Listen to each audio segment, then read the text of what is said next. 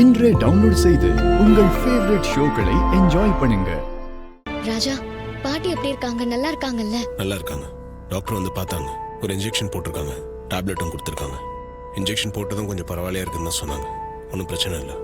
பாட்டி நல்லா இருக்காங்கல்ல? இப்பதான் கொஞ்சம் நிம்மதியா இருக்கு. நீ ஃபோன் பண்ணி உன் அம்மா வரதை பற்றி சொல்லாமல் இருந்திருந்தா கண்டிப்பாக நானும் பாட்டியும் மாட்டியிருப்போம்.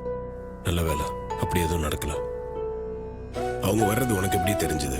எப்பவும் போல கொஞ்சம் தண்ணி குடிக்கிறதுக்காக ஹாலுக்கு வந்தேன். அப்போ அம்மா ரூம்ல சித்தியும் அம்மாவும் பேசிட்டு இருந்ததை பார்த்தேன்.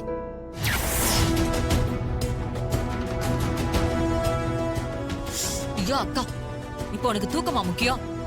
அதை விட முக்கியமான விஷயத்த சொல்ல வந்தா நீ காது கொடுத்தே கேட்க மாட்டேங்கிற. சரி, என்னன்னு சொல்லு. உன் டிரைவர் மாப்பிள்ள இந்த நேரத்துல அர்ஜென்ட்டா கார் எடுத்துட்டு வெளியில போயிட்டு இருக்கான். எதுக்குன்னு தெரியுமா? ஏதாவது அவசர வேலையா இருந்திருக்கும், அதான் போயிருப்பாரு. ஐயோ அக்கா, அவன் இப்ப எங்க கிளம்பி போறான்னு தெரியுமா? அந்த கிழவியோட வீட்டுக்கு. இப்பவாவது நான் சொல்றத கேளு. அவனை இப்ப ஃபாலோ பண்ணி போனா எல்லா விஷயமும் வெளிச்சத்துக்கு வந்துரும். வா, உடனே போலாம். சரி, இந்த தடவை நான் மட்டும் போயிட்டு வரேன், நீ என் கூட வர வேண்டாம். அம்மா பாட்டி வீட்டுக்கு கிளம்பி போனதை பார்த்ததுக்கு பிறகுதான் உனக்கு ஃபோன் பண்ணி விஷயத்த சொன்னேன்.